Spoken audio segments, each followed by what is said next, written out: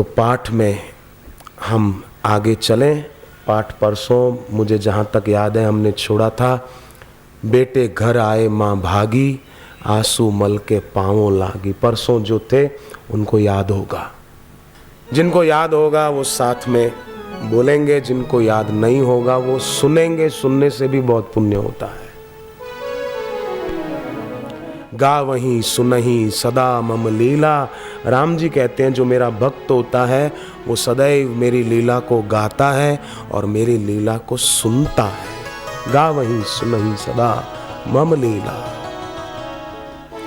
आंसू मल का पुष्ट हुआ अलौकिक प्रभाव, वाक सिद्धि की शक्ति का हो गया प्रादुर्भाव। बरस सिद्धपुर 3 बिताए, लौट अहमदाबाद में आए। करने लगी लक्ष्मी नर्तन, किया भाई का दिल परिवर्तन। दरिद्रता को दूर कर दिया, घर वैभव भरपूर कर दिया। सिनेमाओं में कभी न भाए, बलात ले गए रोते आए। जिस माँ ने था ध्यान सिखाया, उसको ही अब रोना आया। माँ करना चाहती थी शादी, आंसू मल का मन वैरागी। फिर भी सबने शक्ति लगाई, जबरन कर दी उनकी सगाई। शादी को जब हुआ उनका मन, आंसू मल कर गए पलायन। ओम हरि ओम हरि ओम हरि ओम, हरि ओम हरि ओम हरि ओम हरि ओम। ओम हरि ओम हरि ओम हरि ओम, हरि ओम हरि ओम हरि ओम हरि ओम। तो बचपन में कष्ट आया, पिताजी के शरीर छोड़ने के बाद फिर सिद्धपुर गए गुरुदेव, वहाँ कुछ समय रहे और फिर अहमदाबाद लौट कर आए तो फिर परिस्थिति का प्रभुत्व जिसके ऊपर नहीं होता, परिस्थिति पर जिसका प्रभुत्व होता है और मनः स्थिति जिसकी दृढ़ होती है, तो परिस्थिति फिर उसके अनुकूल हो जाती है। गुरुदेव ने अपने जीवन से ये प्रेरणा दी है कि कैसी भी विकट परिस्थिति आए, मन की स्थिति को सही रखना, फिर दरिद्रता अपने आप दूर होगी। घर वैभव भरपूर कर दिया। परंतु बाद में फिर जिस माँ ने ध्यान सिखाया था उस माँ को रोना आया। क्यों? कि बापूजी का मन परिपक्व वैराग्य से भरा हुआ था। प्रौढ़म वैराग्यम आश्रित्य, बापूजी ने अपने जीवन से हम सभी भाइयों को बहनों को ये शिक्षा दी है कि अपना मन भी परिपक्व वैराग्य से भरा हुआ रखें। तभी तो सिनेमाओं ने कभी न भाए, ये परिपक्व वैराग्य का लक्षण है। माँ करना चाहती थी शादी, आंसू मल का मन वैरागी, ये प्रौढ़ वैराग्य का लक्षण है। शादी को जब हुआ उनका मन, आंसू मल कर गए पलायन, घर छोड़कर चले गए। जैसे समर्थ स्वामी रामदास शादी के फेरे फिरते फिरते चले गए, उसी प्रकार चले गए।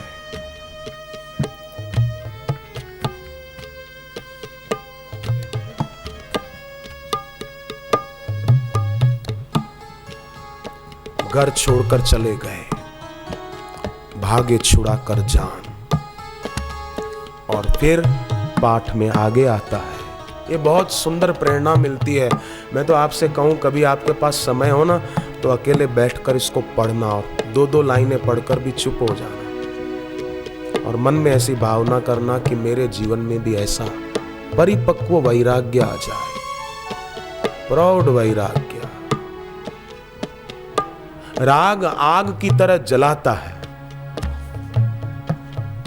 वैराग्य जलाता नहीं है, वैराग्य शांति देता है। क्योंकि इच्छा नहीं होगी तो शांति स्वाभाविक रहेगी, इच्छा है तो अशांति है। कई बार बसों के और ट्रकों के पीछे लिखा होता है, इच्छा दुख की मां है। इच्छा होती है, फिर इच्छा पूरी नहीं होती तो आदमी को दुख होता है। इच्छा पूर्ति में जो आड़ा आता है, बीच में रोड़ा अटकाता है इच्छा पूर्ति में, वो अगर हमारे से बलवान है तो उससे डर लगता है, और इच्छा पूर्ति में जो आड़े आ रहा है वो अगर हमसे कमजोर है तो उस पर गुस्सा आता है। तू कौन होता है ऐसा बोलने वाला? इसलिए भगवान ने कहा विगत इच्छा भय क्रोधो। इच्छा चली जाएगी तो डर भी चला जाएगा। डर जीवन में लोभ है, कोई आसक्ति है, कोई इच्छा है, तभी तक डर है।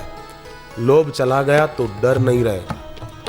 इसलिए भगवान ने गीता में कहा विगत इच्छा भय क्रोध। इच्छा गई तो डर और क्रोध ये दोनों चले जाएंगे। इच्छा है मेरा पति मेरा कहना माने, इच्छा है पूरी नहीं होती है तभी क्रोध भी आता है और डर भी लगता है। पति से डरती भी है कई बहन, है ना। विगत इच्छा, इच्छा पूरी नहीं हुई कि मेरे पति ने मेरी बात नहीं मानी, इच्छा पूरी नहीं हुई तो पति से, अगर पति ज्यादा बलवान है रुबाबदार है तो डर लगता है, नहीं तो गुस्सा भी आता है।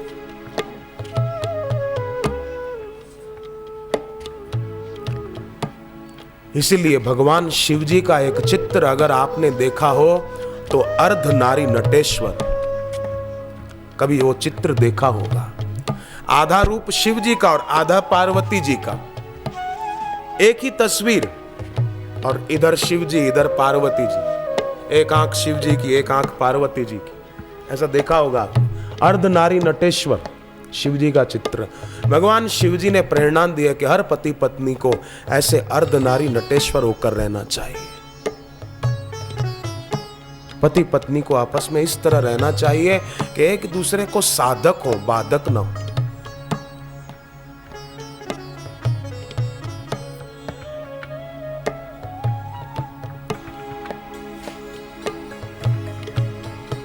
क्लेश होता है ना तो भक्ति नहीं हो पाती, और भक्ति नहीं तो बरकत भी नहीं, और क्लेश नहीं तो भक्ति बढ़ेगी। भक्ति बढ़ेगी तो अपने आप बरकत भी बढ़ेगी। इसीलिए पाठ में ये बड़ी सुंदर प्रेरणा हम लोगों को मिलती है, बड़ी दिव्य प्रेरणा प्रौढ़ वैराग्य की। हम संसार में कैसे रहें कि जैसे नाव पानी में रहती है, नाव पानी में रहती है पर पानी नाव में नहीं आता, तो नाव तार देती है।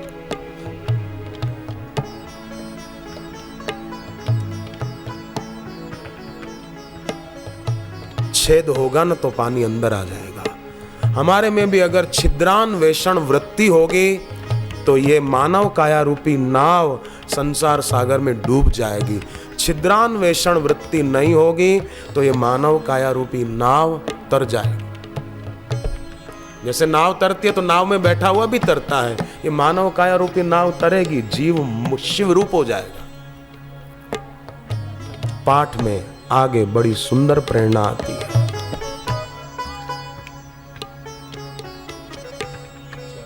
पाठ आगे कहता है, हमको संकेत देता है।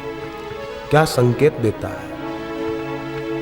पंडित कहा गुरु समर्थ को, रामदास सावधान, शादी फेरे फिरते हुए भाग्य छुड़ा कर जा। करत खोज में निकल गया दम, मिले भरुच में अशोक आश्रम, कठिनाई से मिला रास्ता, प्रतिष्ठा का दिया वास्ता, घर में लाए आज माए गुर, बारात ले पहुँचे आदिपुर, विवाह हुआ पर मन दृढ़ाया, भगत ने पत्नी को समझा, अपना व्यवहार होगा ऐसे जल में कमल रहता है जैसे। संसारिक व्यवहार तब होगा जब मुझे साक्षात्कार होगा। साथ रहे जो आत्मा काया, साथ रहे वैरागी माया। ओम हरि ओम हरि ओम हरि ओम हरि ओम हरि ओम हरि ओम ओम हरि ओम हरि ओम हरि ओम हरि ओम हरि ओम हरि ओम। अनश्वर हूँ मैं जानता, सतचित हूँ आनंद। इस स्थिति में जीने लगूं होवे परमानंद। जिस प्रकार शिव जी की इच्छा नहीं थी कि मेरी शादी हो पार्वती जी से, शिव जी की इच्छा नहीं थी, शिव जी तो समाधि में बैठे थे। ये तो राम जी आए और शिव जी को कहा अब समाधि छोड़ो और चलो, पार्वती जी तप कर रही है, आप उनसे विवाह रचाओ। उसी प्रकार बापू जी की भी इच्छा नहीं थी, करत खोज में चले गए, घर छोड़ के चले गए, कर गए पलायन, घर से चले गए। करत खोज में निकल गया दम, खोजते खोजते मानो दम निकल रहा था परिवार वालों का। और फिर पाठ में हम लोगों ने पढ़ा, घर में लाए आजमाए गुर, उपाय कई युक्तियां, कई बातें, कई ऐसा होगा, प्रतिष्ठा का दिया वास्ता, विवाह हुआ पर मन दृढ़ आया।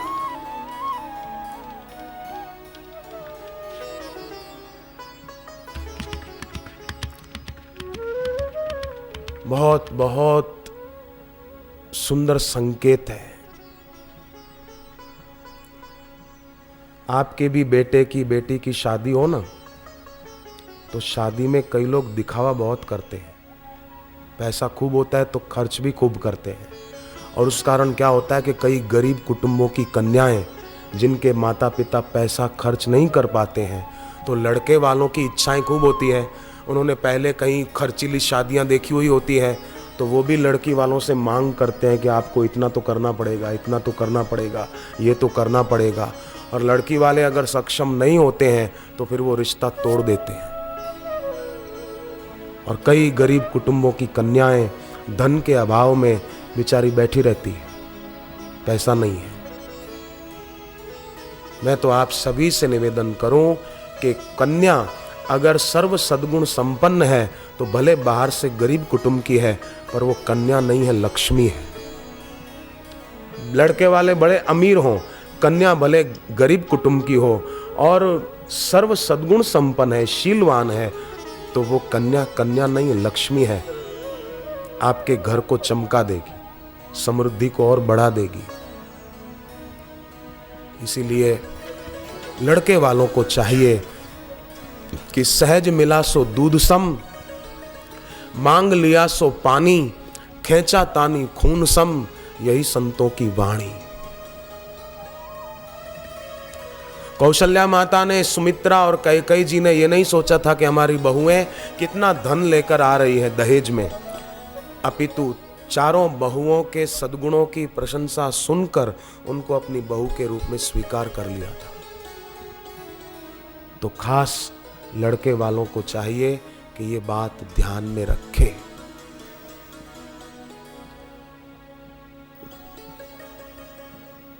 और कन्या वालों को चाहिए कि ज्यादा अपनी कन्या पर दबाव न डालें। बेटी की शादी हो जाए, हमारे सिर से भार उतर जाए। कन्या आपके घर का भार नहीं है, बेटी आपके घर की लक्ष्मी है। बेटी को भार समझना आपकी भारी भूल है। जो बेटी को बोझा समझते हैं, घर में भार है, वो भारी भूल कर रहे हैं। बेटी को भार मत समझो, बेटी को लक्ष्मी समझो। कई लोग, बेटा कमाऊ होता है ना, पैसा कमा के लाता है, तो फिर बेटी पर कभी झगड़ा होता है भाई बहन का, तो बेटे का पक्ष लेते हैं, बेटी का पक्ष नहीं लेते। क्यों? कि बेटा कमा के आता है। खबरदार, बेटा रोज का 10,000 रुपया कमा के लाए, फिर भी अगर कभी भाई और बहन का झगड़ा हो तो माँ बाप का नैतिक कर्तव्य है कि बेटी का पक्ष ले, बेटे का पक्ष न ले। घर में बेटे और बहू के बीच झगड़ा हो तो बहू का पक्ष लो, बेटे का पक्ष मत लो, ये नीति शास्त्र कहता है। भूल में नहीं रहना, अन्याय मत करना, पक्षपात मत करना।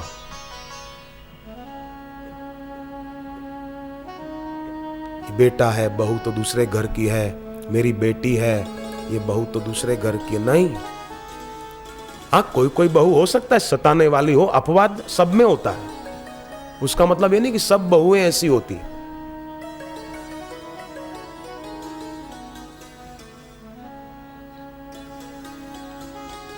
एक लड़की को एक ससुराल वाले बहुत तंग करते थे। लड़की बेचारी सीधी सादी थी, मेरे से मिलने आए थे, बातचीत हो रही थी। मैंने कहा कि तू देख 100 दिन सास के और 1 दिन बहू का।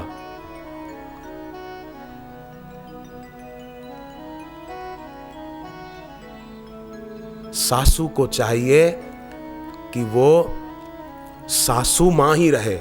गुजराती में चौमासू बोलते, चौमासू माने बरसात के दिन। तो चौमासे में बरसात के दिनों में कभी भी बरसात आ जाती है, कभी भी आ जाए, सुबह आ जाए, दिन को आ जाए, आधी रात को आ जाए, कभी भी बरसात आ जाती है चतुर्मास में, चौमासे में। तो सासू सासू रहे, सासू चौमासू न बने। गुजराती में कहावत है, सासू चौमासू ना बने, माने जब देखो तब बरसने वाली ना हो। हाँ, प्यार जरूर बरसाए, प्यार बरसाए कि मेरी प्यारी बहू, इतना प्यार बरसाए सास अपनी बहू पर कि बहू अपने मायके के सब टेलीफोन नंबर भूल जाए।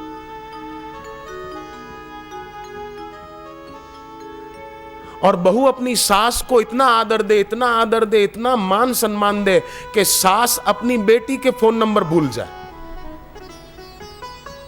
कि मेरी तो बेटी भी ये है, मेरी बहू भी ये है। ऐसा प्यार दे।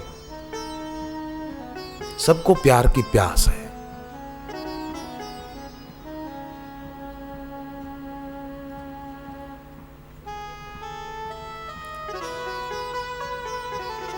मधुर व्यवहार नाम की पुस्तक है, अपने आश्रम की, बापूजी के वचनों पर आधारित। खाली 1 रुपए की पुस्तक है वो, 1 रुपए की। अब 1 रुपया क्या होता है? आजकल के जमाने में लोग होटल में जाते हैं, 40-50 रुपए का तो कुछ खा के आ जाते हैं। पिज्जा, बर्गर, ये खा के आ जाते हैं।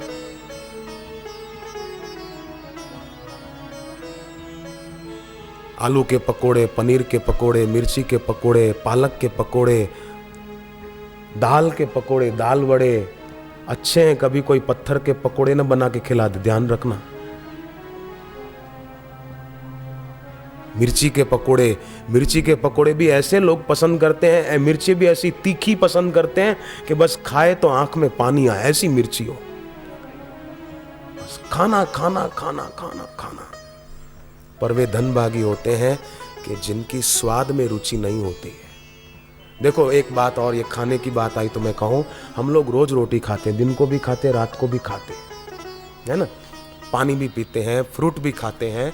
तो आप एक बात बताओ मुझे कृपा करके कि हम जो रोटी खाते हैं, भोजन करते हैं, वो कर्तव्य मानकर खाते हैं क्या? कि रोटी खाना अपना कर्तव्य है, चलो ड्यूटी पूरी करो, खा लो। क्या कर्तव्य मानकर रोटी खाते हैं? बोलो भाई। हाँ बहनों बोलो, आप भोजन कर्तव्य मानकर खाते हो? नहीं, खाना प्राणों का आधार है, नहीं खाएंगे तो जिएंगे कैसे? कल शिवरात्रि रखी थी, रोज कोई शिवरात्रि करेगा? तो खाना प्राणों का आधार है, भोजन को प्राणों का आधार मानते हैं, पानी को प्राणों का आधार मानते हैं।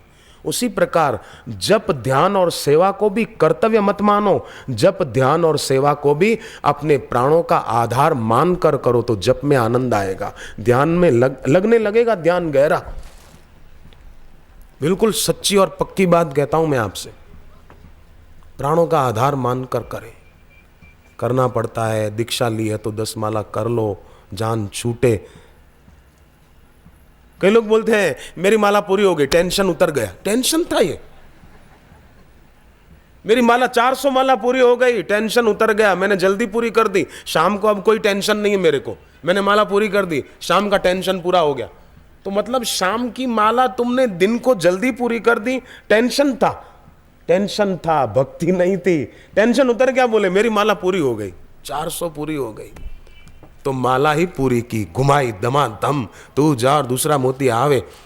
जप नहीं किया, माला पूरी की। एक लड़का आया, बोले मैं 1 घंटा जप करता हूं, 1 माला भी पूरी नहीं होती मेरी, 1 घंटा बैठता हूं। तो उसको कहा कि 1 घंटा बैठते और 1 माला पूरी नहीं होती, कमाल है। आप सो जाते होंगे, गर्दन झुक जाती होगी और माला भी गौमुखी में नीचे बैठ जाती होगी। बोले नहीं नहीं, मैं बिल्कुल सजाग होकर जप करता हूं। तो बोले कैसे 1 माला पूरी नहीं होती, आपकी माला दिखाओ। माला देखी, माला में मेरू ही नहीं था। मेरू होता है ना माला में, मेन मोती मुख्य बीच में, मेरू ही नहीं था। अब 1 घंटा क्या, सारी जिंदगी घुमा, 1 माला पूरी नहीं होगी। मेरू होना चाहिए, माला में मेरू जरूरी है। उसी प्रकार जीवन में गुरु की भक्ति और उपासना भी जरूरी है, जरूरी है, जरूरी है। मेरू के बिना कैसे काम चलेगा? गुरु का दर्शन, गुरु का ज्ञान जरूरी है। नहीं जाना अब दूर, गुरुवर दूर दूर, मुझे आपसे अब दूर नहीं जाना है, मुझे तो आपके करीब आना है, आपके पास दिल से आपके निकट आना है। क्योंकि अब शरीर से तो हम कहीं रहते हैं, आप लोग अपने अपने घर में रहते हैं, गुरुदेव का निवास कहीं होता है, परंतु दिल से कभी भी अपने गुरु से दूर नहीं जाना। नहीं जाना अब दूर, गुरुवर दूर, नहीं जाना अब दूर, गुरुवर दूर। कह दो हमारा जी कसूर, कह दो हमारा जी कसूर।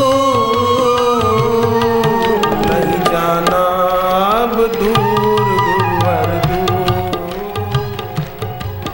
नहीं जाना अब दूर, गुरुवर दूर। सेवा सदा तेरी करे, कष्टों से हम ना डरे। सेवा सदा तेरी करे, कष्टों से हम ना डरे। हो ना कभी भी मजबूर, हो ना कभी भी मजबूर। नहीं जाना अब दूर, गुरुवर दूर, नहीं जाना अब दूर, गुरुवर दूर।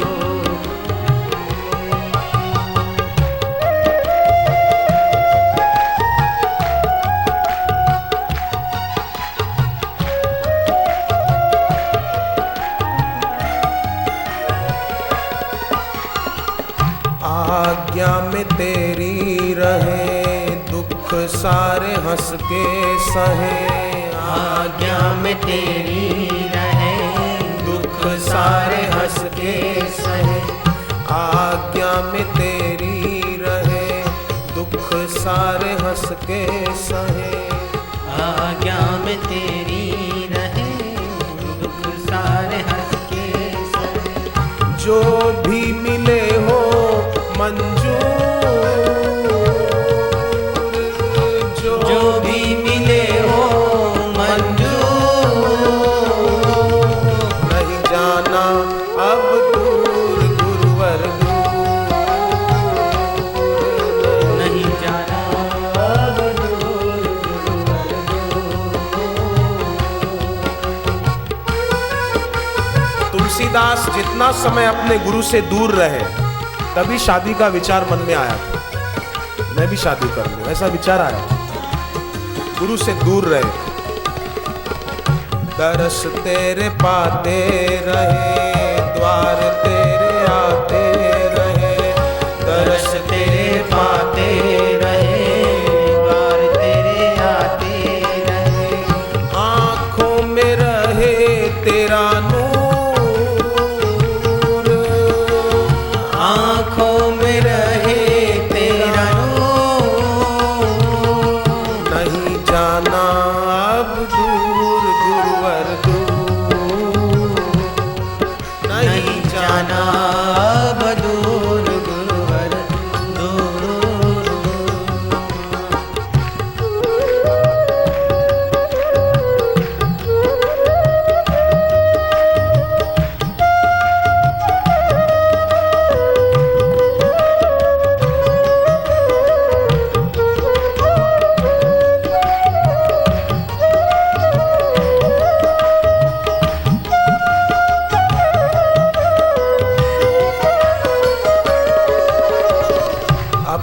हमें प्रीति देना, अपनी शरण में लेना, अपनी हमें प्रीति देना, अपनी हम शरण में लेना। सदा प्रेम रहे भरपूर, सदा प्रेम रहे भरपूर। नहीं जाना अब दूर गुरुवर,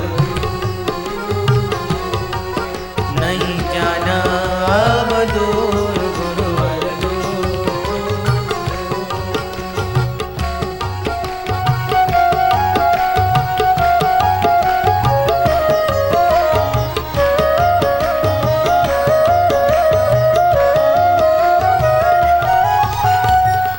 तेरा ही सहारा है, तू ही बस हमारा है। तेरा ही सहारा है, तू ही बस हमारा है। झूठे हैं सारे दस्तूर, झूठे हैं सारे दस्तूर। नहीं जाना अब दूर गुरुवर, नहीं जाना अब दूर गुरुवर दूर। तुम ही हो दाता मेरे, गुरुवर विधाता मेरे। तुम ही हो दाता मेरे, गुरुवर विधाता मेरे। तुम ही हो दाता मेरे, गुरुवर विधाता मेरे। तुम ही हो हो दाता मेरे, गुरुवर विधाता मेरे। गर्व गुमान करो चूर, गर्व गुमान कर चूर। नहीं जाना अब दूर गुरुवर दूर, नहीं जाना अब दूर गुरुवर दूर। तो पाठ की पंक्तियां हमें प्रेरणा देती है कि अपने जीवन में स्थिति में जीने लगूं, एक ऐसी स्थिति हो जाए भीतर से। जैसे कल मैंने कहा था कि हम ऊंची सीढ़ी पर पैर रख दे, नीची सीढ़ी अपने आप छूट जाएगी।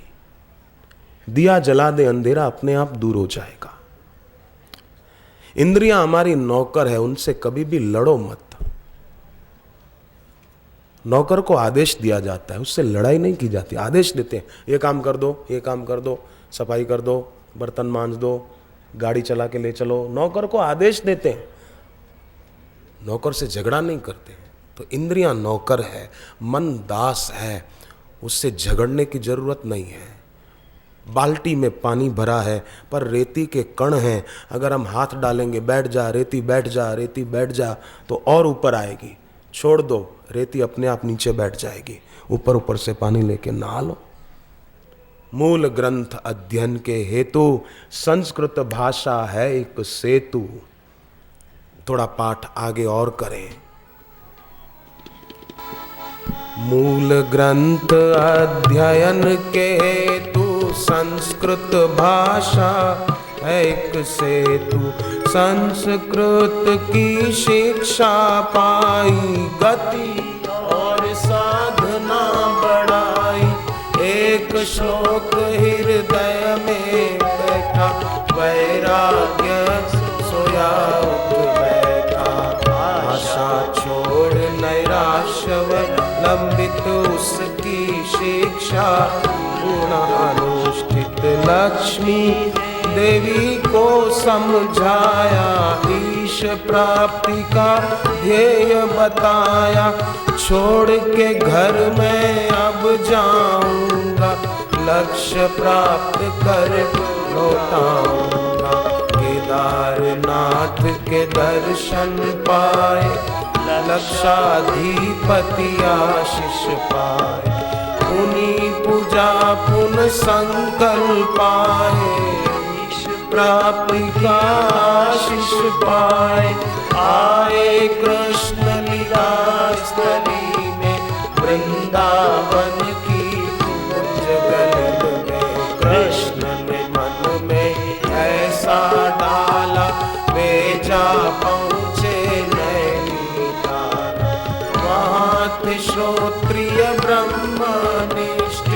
स्वामी लीला शाह प्रतिष्ठित, भीतर तरल थे बाहर कठोरा, निर्विकल्प जू कागज कोरा, पूर्ण स्वतंत्र परम उपकारी, ब्रह्म स्थित आत्म साक्षात्कारी।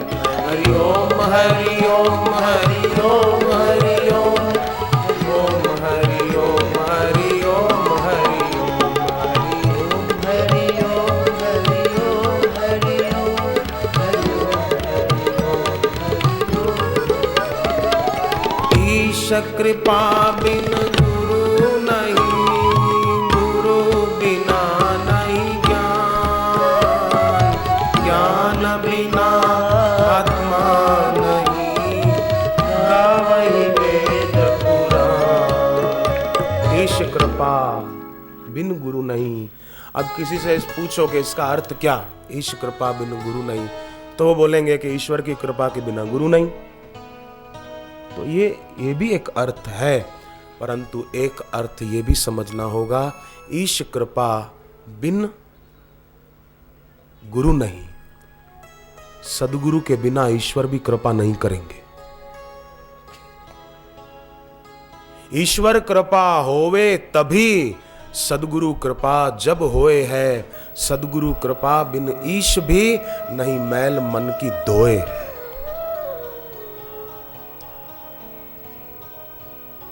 एक ऐसी मैंने घटना पढ़ी कि एक माधव दास नाम के महाराज थे, भगवान कृष्ण की बहुत उपासना करते थे, जप करते थे, ध्यान करते थे, सुबह शाम आरती करते थे। एक दिन भगवान कृष्ण उनकी उपासना से खुश होकर प्रकट हो गए। माधव दास बाबा भगवान के गले लगने को गए। भगवान ने कहा, ठहरो, मेरे पास मत आना, तुमने उपासना तो की है पर मनमाने ढंग से की है, तुमने अपने जीवन में कोई सद्गुरु धारण नहीं किए। मैं तुमसे अभी मिलूंगा, चला जाऊंगा, फिर तुम दुखी हो जाओगे, अकेले हो जाओगे, तो क्यों न तुम किसी तत्वज्ञानी गुरु के पास जाओ।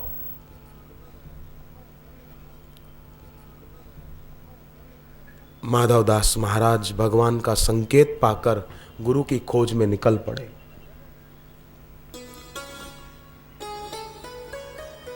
और एक स्थान पर पहुंचे जहां सचमुच एक ज्ञानी महापुरुष रहते थे। उनके चरणों में प्रणाम करके कहा कि मैं आपके चरणों में ही अब रहना चाहता हूं और दीक्षा भी चाहता हूं। गुरु ने कृपा कर दी, पात्र थे, आशीर्वाद दिया और सेवा दे दी गाय चराने की।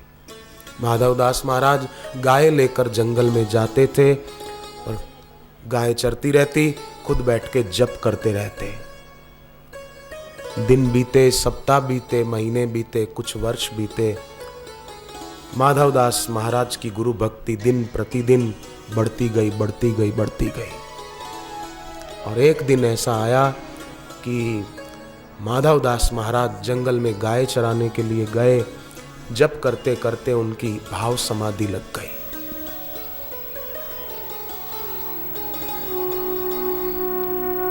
आंखों से प्रेम के आंसू बहने लगे, आंखें बंद हो गई। शाम हो गई, सूरज ढल गया, पर माधवदास जी के मन में प्रेमा भक्ति का सूरज मानो उदय हुआ था। साथ ही साथ माधवदास बाबा के मन में आषाढ़ के बादल उमड़ पड़े और बादल आंखों से आंसू बनकर बरस पड़े। समय हुआ, गाय लौट गई। गुरु ने देखा कि गाय आ गई पर माधवदास नहीं आया। दूसरे ग्वाल बालकों को पूछा कि माधव को देखा, माधव को देखा। सबने कहा कि शायद वहीं बैठे होंगे। अब गुरु खुद निकल पड़े शिष्य को खोजने। माधव, माधव कहाँ है बेटा, माधव कहाँ है, माधव। गुरु की आवाज माधव दास जी के कान में पड़ी कि मेरे गुरु मुझे बुला रहे हैं।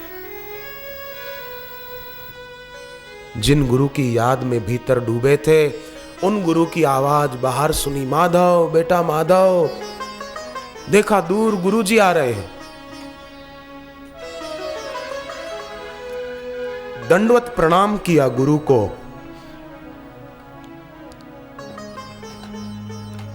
गुरु के सामने देख रहा, गुरु जी आ रहे हैं, हाथ जोड़कर खड़ा हो गया। परंतु पीछे भगवान कृष्ण भी प्रकट हो गए। माधव माधव, इधर गुरु बुला रहे हैं, इधर भगवान बुला रहे हैं, माधव माधव। इधर गुरु कहते हैं बेटा माधव बेटा माधव, उधर भगवान कहते हैं बेटा माधव माधव। अब एक तरफ देखता है भगवान बुला रहे हैं, एक तरफ गुरु बुला रहे हैं, माधव माधव। अब कहां जाऊं? उधर मेरे गुरु हैं और इधर श्री कृष्ण है। कृष्ण भगवान को हाथ जोड़ दिए, पर माधव भागे अपने गुरु के तरफ और गुरु के चरणों में दंडवत प्रणाम कर दिया। गुरु ने गले से लगा दिया। भगवान ने भी माधव को गले से लगा लिया कि आज तुझे गुरु ने अपना मान लिया। गुरु कहते आ रहे हैं बेटा माधव, मेरा माधव कहां गया, माधव कहां गया? आज तुझे गुरु ने अपना माना बेटे। भगवान कृष्ण ने भी माधवदास महाराज को गले लगा लिया।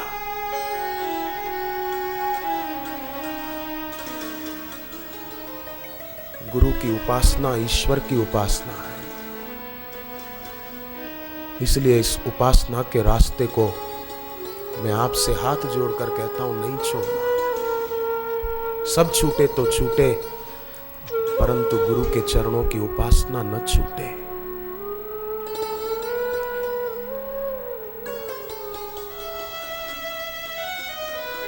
मैंने पिछले 23 वर्षों में देखा है, मुझे 23 साल पूरे हो गए, 24वां वर्ष चल रहा है बापू जी के चरणों में रहते रहते। मैंने देखा है उनके दिल में हम साधकों के लिए केवल प्यार है, करुणा है और कुछ नहीं है। बापू जी कभी क्रोध करते हुए दिखते हैं, पर उनके दिल में कोप नहीं होता है, उनके दिल में कृपा होती है, कृपा मैंने देखा है। एक बार की बात है, मैं तब आश्रम की गाड़ी चलाकर प्रचार साहित्य प्रचार की सेवा में जाता था। 8 दिन बाद हम लौटे थे, हिसाब कर रहे थे, पर हिसाब किताब में थोड़ी देर हो रही थी। तो बापूजी ने कहा, तुम अपने कर्तव्य में चुस्त नहीं, इतना छोटा सा हिसाब नहीं कर पाते?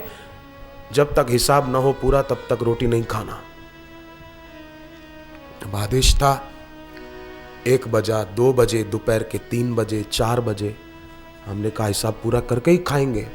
5 बजे तब गुरुदेव का जो सेवक था वो आया और उसने 5 बजे मुझे कहा कि गुरुदेव ने कहा है तुम लोग रोटी खा लो। तो मैंने उससे पूछा कि बापूजी का भोजन हो गया? तब उसने कहा कि बापूजी ने कहा है कि वो लोग भूखे हैं, पहले वो खा लें फिर मैं भी खाता हूँ। उन्होंने खाया नहीं है, उनको बोलो खा लें। कोप दिखता है पर कोप होता नहीं है, कृपा होती है। हम देख न पाए तो हमारी कमजोरी है,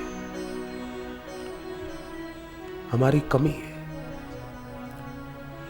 बीज में वृक्ष दिखेगा नहीं, देखना पड़ेगा।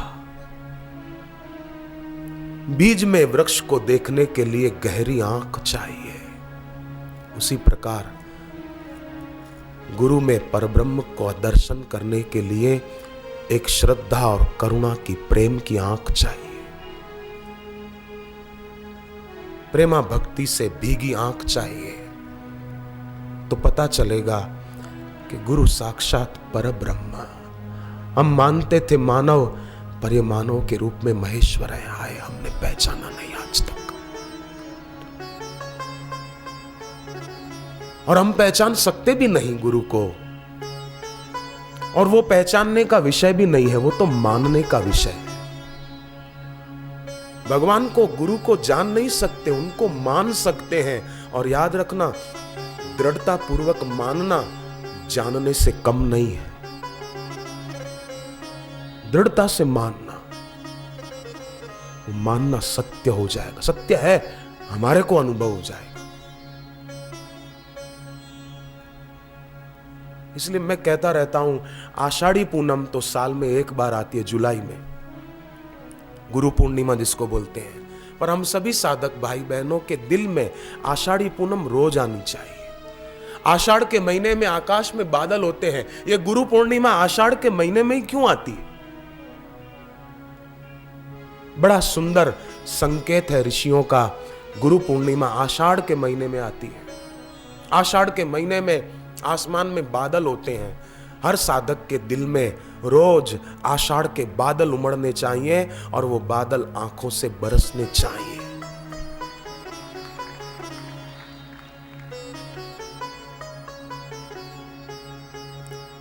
पावन पावन छवि है तुम्हारी, पावन पावन छवि है तुम्हारी, सुख कर हित कर वाणी तुम्हारी, सुख कर हित कर वाणी तुम्हारी, तुम ही दाता हो सर्वेश्वर, तुम ही हो दाता हो सर्वेश्वर, बापू रूप में आए ईश्वर, बापू रूप में आए ईश्वर, तुमसे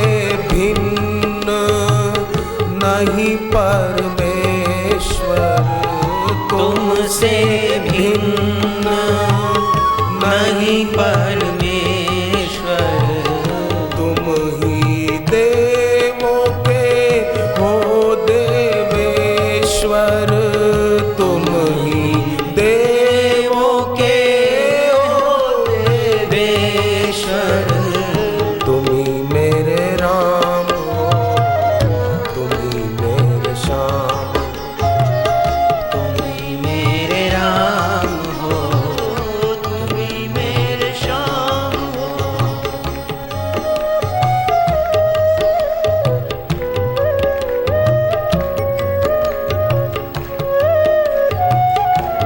सूरत में कैसी भयानक बाढ़ आई थी पिछले साल।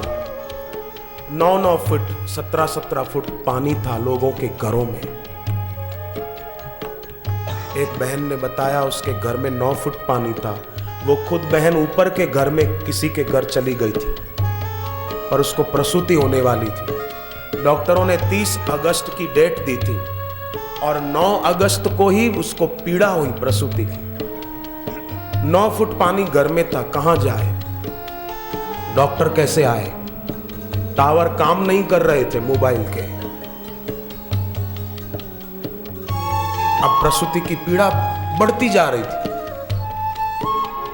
तब उसने डॉक्टर को याद नहीं किया, नर्स को याद नहीं किया, केवल अपने गुरुदेव का, बापूजी की दीक्षा ली हुई थी बहन धर्मिष्ठा, बापूजी का ही सुमरन किया और प्रार्थना की।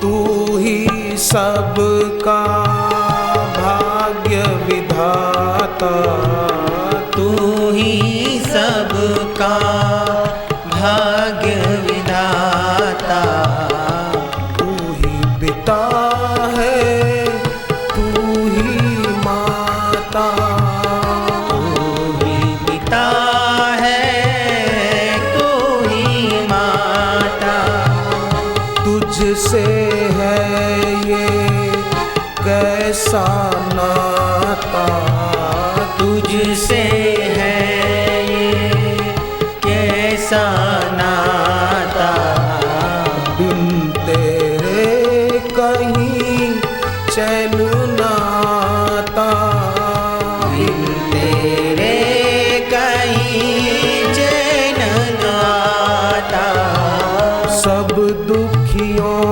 के दुख हो हरते, सब दुखियन के दुख चारों तरफ पानी था, नीचे 9-9 फुट पानी, और ऊपर की मंजिल पर बैठी हुई वो बहन, उसकी आंख में भी पानी था। आकाश में पूनम का चांद दिख रहा था, पर उसमें भी बापूजी नजर आ रहे थे, और वो बहन बापूजी को यही कह रही थी, सब दुखियों के दुख हो हरते, सब दुखियन के दुख वो हरते, सबका मंगल तुम ही करते, सबका मंगल तुम ही करते, सबके मन में शांति भरते, सबके मन में शांति भरते, तेरे नाम से सब है तरते, तेरे नाम से सब है तरते, तेरा दर्शन जब से पाया, तेरा दर्शन जब से पाया, प्राणों में नव जीवन आया, प्राणों में नव जीवन आया। इस प्रकार वो प्रार्थना कर रही थी। पूनम के चांद से मानो बापूजी ने उसको संकेत किया, बेटी चंद्रमा साकार है पर चंद्रमा की रोशनी निराकार है, सूर्य साकार है, सूर्य की किरणें निराकार है। उसी प्रकार बेटी गुरु तो साकार होते हैं पर गुरु की कृपा निराकार होती है, सब जगह होती है। सूर्य कितना दूर है और किरणें धरती तक पहुंचती है, फसल तैयार कर देती है, अन्न और औषधियों को पुष्ट कर देती है। सूर्य और चंद्रमा की किरणें निराकार है, उसी प्रकार गुरु की शक्ति और गुरु की कृपा भी निराकार है। मैं कहता रहता हूं, अक्सर पुराने सत्संगी जानते हैं कि फूल की तस्वीर खींच सकते हो पर सुगंध की कैसे खींचोगे, शहद की तस्वीर खींच सकते हो, मिठास की कैसे खींचोगे, हारमोनियम और तबले की तस्वीर खींच सकते हो पर उसमें से जो संगीत निकलता है उसकी तस्वीर कैसे खींचोगे। उसी प्रकार गुरु की तस्वीर खींच सकते हैं पर गुरु की शक्ति और अनुभूति की तस्वीर वो कोई खींच नहीं सकता। वहाँ वो महिला, घर में 9 फुट पानी, डॉक्टर नहीं, नर्स नहीं, टावर काम नहीं करते, पर फिर भी सुगमता से उसको प्रसूति हो गई, बेटे का जन्म हुआ, अभी माँ और बेटा दोनों स्वस्थ हैं। ये महिमा है भक्ति की, ये महिमा है सुमिरन की, ये महिमा है जप ध्यान की। ईश कृपा बिन गुरु नहीं, गुरु बिना नहीं ज्ञान। भीतर तरल थे बाहर कठोरा, भीतर से बड़े तरल होते हैं, बाहर से कभी कठोर व्यवहार कर देते हैं।